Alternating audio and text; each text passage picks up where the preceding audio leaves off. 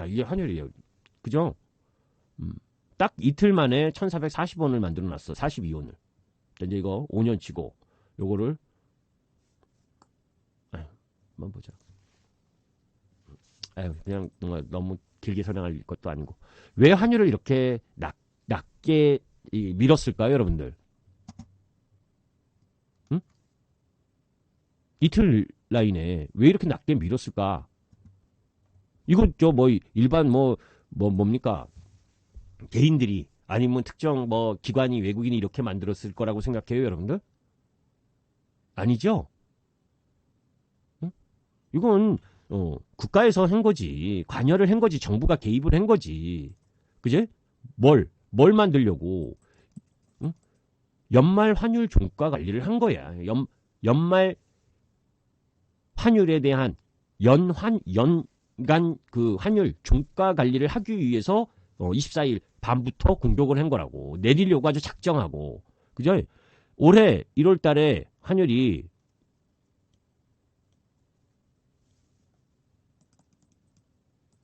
이렇게 보자고. 1년치를 딱 보자고. 2025년 1월이야. 여기야. 1474만 여기 이때에서 그죠?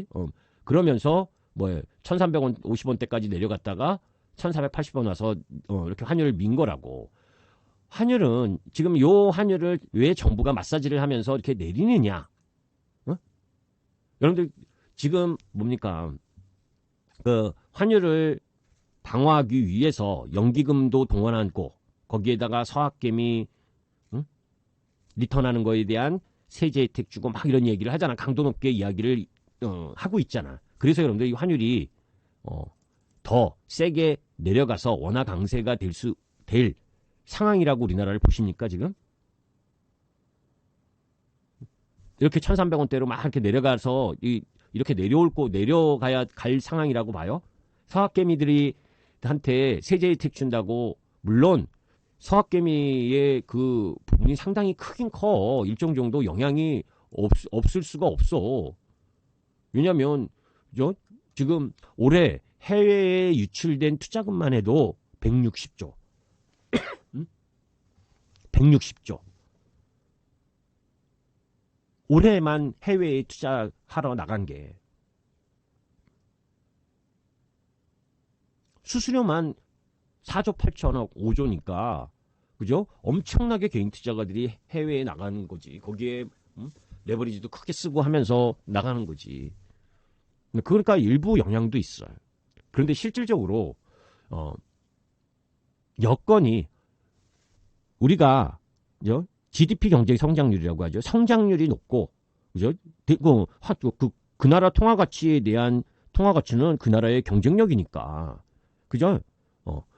우리나라 GDP 성장률이 다른 여타 특히 미국이나 다른 국가들보다 더 좋고 그죠? 그러면서 기업의 경쟁력이 좋았고 그래서 달러를 무진장 벌어들일 수 있는 여건이고 달러가 해외에 나가는 것보다 들어올 수 있는 여건 그죠? 그게 뭡니까? 해외인들이 우리나라 국내 투자를 늘리거나 그죠? 그러니까 외국인 국내 투자가 늘어나거나 그래서 달러가 들어오거나 아니면 우리나라 기업들이 수출을 잘해서 더 많이 해서 들어와야 그래야 강해지는 거지.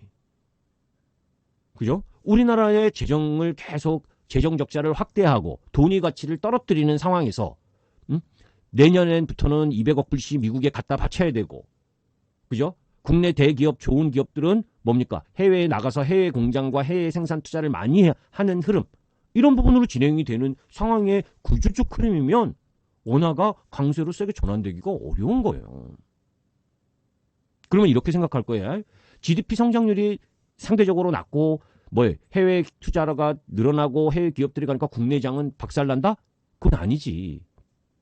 핵심만 이야기하면 시간이 없으니까. 그죠? 우리나라 현대차가, 우리나라 삼성전자가, 그죠? 우리나라 LG전자가 이런 기업들이 해외에 법인 해외 생산 기지를 두고 거기서 수출을 하는 것들은 국내 총생산에 포함이 안 되죠. 그죠? 그러니까 GDP는 그죠?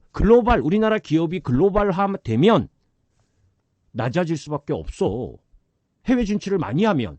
그런데 기업 입장에서 보면 해외 생산과 해외 법인을 놓고 거기서 돈을 많이 벌면 우리나라 모기업인 국내 기업이 주가는 올라가는 게 맞는 거지.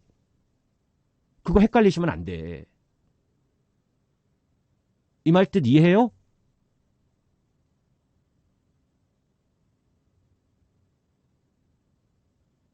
응? 이해하셔? 이해야 빨리 넘어가. 이해되죠 이거? 안 돼요? 무슨 얘기인지? 아, 왜 답이 없어? 되는지 안 되는지를 확실하게 이야기해 제가 부연 설명을 하든지 하지. 응? 그러니까 우리나라 경제 성장률이 안 좋다고 미국보다 안 좋다고 우리나라 전체 기업이 안 좋은 건 아니라는 거지. 한마디로 얘기하면. 그죠? 우리나라가 해외에 투자해. 어떤 삼성전자가 해외에 투자해서 뭡니까? 거기서 엄청난 돈을 벌어. 그러면 그거 뭡니까? 이게 다 된 말이다. 그러면 넘어가고. 자, 그런 관점에서 바라볼 필요가 있는 거예요. 그러면, 아, 그러면, 뭐지,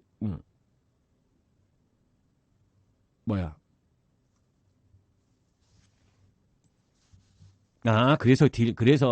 예, 그쵸. 수출 기업은 예외.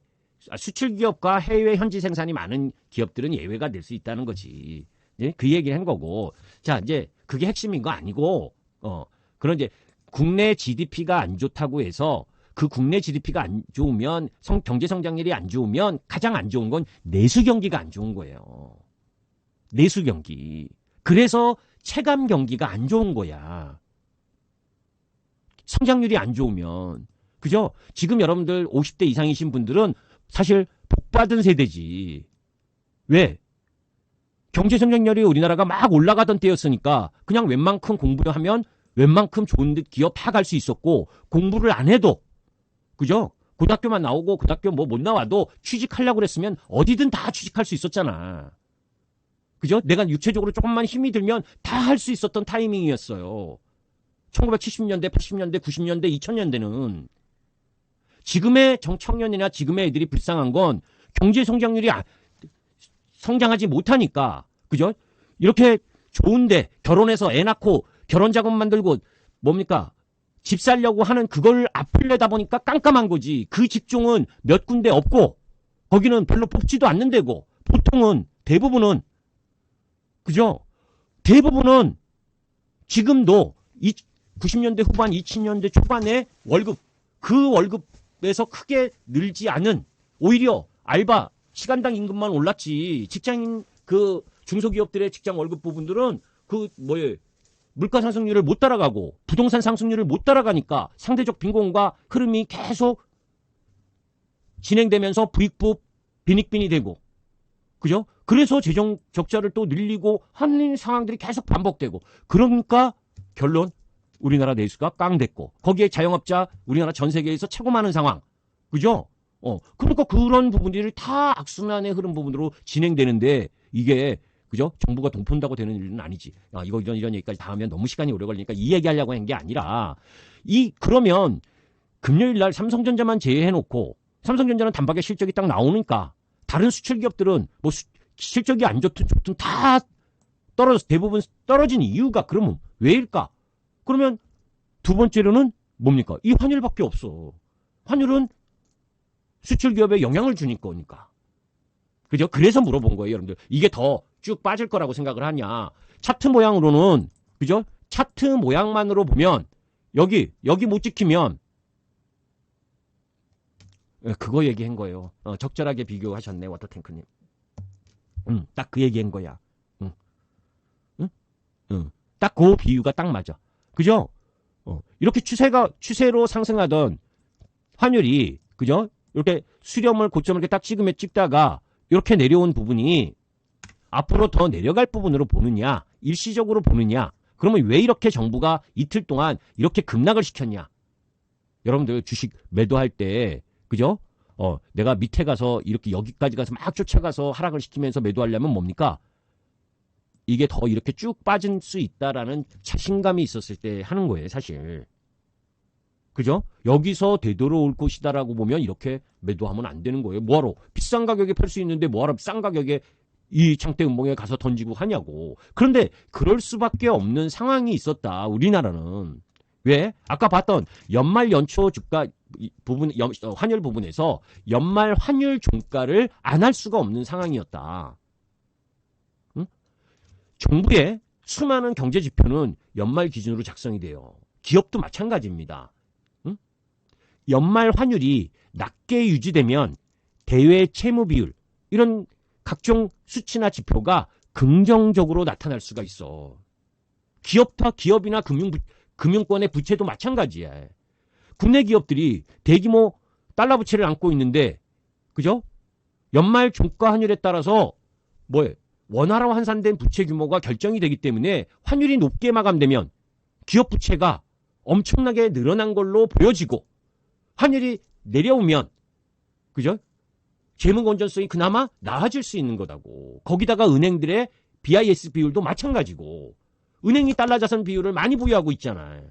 그러니까 환율이 급등하면 위험 가중치가 커져서 건전성 지표인 BIS 비율이 떨어지게 된다고. 이를 방어하는 다목적용으로 지금 연말 종가 관리, 연말 환율 종가 관리가 들어온 거라고.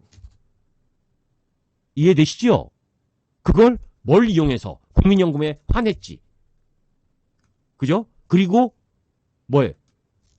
서학개미들 되돌아오면 세제 혜택 주겠다. 그리고 또 1450원 막 1470원 1480원 막 가니까 야당이 여당에 대한 공격이 또 되게 세졌잖아. 환율에 대해서. 그런 정치적인 요인, 이런 것까지가 다 가미가 된 거라고. 그러면 근본적으로 아까 이야기했었던 이게, 그죠? 환율이 내려오면 뭡니까? 수출 기업에게 안 좋잖아. 그죠? 일반적으로는.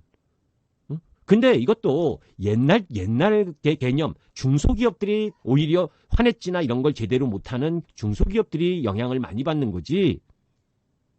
대형 수출기업들은 한두 번 겪어봅니까? 그죠? IMF도 당해봤고, 다, 우리 대한민국 국민들이 해볼 거 안 해볼 거 다 해봤는데, 그죠? 그런 부분들 때문에, 저는, 요 흐름이, 가장 크게 작용하는 부분이 사실은 자동차야. 그죠? 자동차는 이제 해외 현지 생산이 많이 늘어났기 때문에 옛날보단 덜하지만 자동차, 수출 기업들에는 타격을 일부 있을 수 있는 요인이라고. 그런데 아까도 얘기했지만 전제 조건이 일로 내려가는 형태가 안 된다. 이거는 앞으로 후속 조치를 정부가 더 강력하게 한다리지만 연말 연초 정도 이 종가 관리 차원에서고, 그다음에 여기서 움직임을 제한적으로 갖고 가다가 다시 반등할 가능성이 높다라는 쪽이고, 그죠? 그래서 금요일 날 굳이, 그죠? 수출에 삼성전자는 수출주 아닙니까? 그죠? 그런데도 이 환율만으로는 설명을 다 할 수가 없어. 그런데 아주 일부는 요 요인도 있었다. 그죠? 그런데 사실 조선 쪽을 비교하면 조선은 뭡니까? 수주 받을 때, 그죠? 수주 받을 때 은행에 다 맡기면서 은행이 선물한 매도를 다 하기 때문에 삼성중공업 같은 경우에는 옛날부터 100% 환해증액을 한 회사들이고, 그죠? 그러니까 환율이 올라가든 떨어지든 큰 영향 없는 조선주 쪽으로는 삼성중공업이 거의 100%. 그죠? 반면에 다른 여타 조선소는 정확하게 제가 알 수는 없지만 여태 몇 년 계속해서 한 부분은 한 60, 70% 정도는 다 회내치를 기본 이상으로 하고 있는 흐름이라고. 그래서 그런 부분이 이런 급격하게 하락했다고 달러 원화 가치가 강세로 보이면서 수출 기업이 이제 요게, 그죠? 하루 이틀 여기 1440원대 있으면 수출 기업에 문제가 있을 거다니 이런 얘기가 이제 나온다고, 압박용으로. 그런데 그 영향 우리 대기업들은 그렇게 크지 않아. 그걸, 그죠? 잘 생각해 보세요. 그거 해지를 안 하고, 그죠? 환율이 올라갈 거다고 생각을 하고, 그죠? 수출 기업을 해서 받은 달러를 그대로 가지고 있다가 환율이 이렇게 급락을 해. 그러면, 그죠? 수익, 제품 팔아서 수익 난 거 다 쫄딱 망할 수 있어요. 그지? 반면에 이런 식으로 쫙 올라가면 엄청 수익 볼 수 있지만, 그래서 옛날에 조그만 중소기업들이, 그죠? 환했지 안 하고 수출 잘 될 때 그거 갖고 장난치다가, 그죠?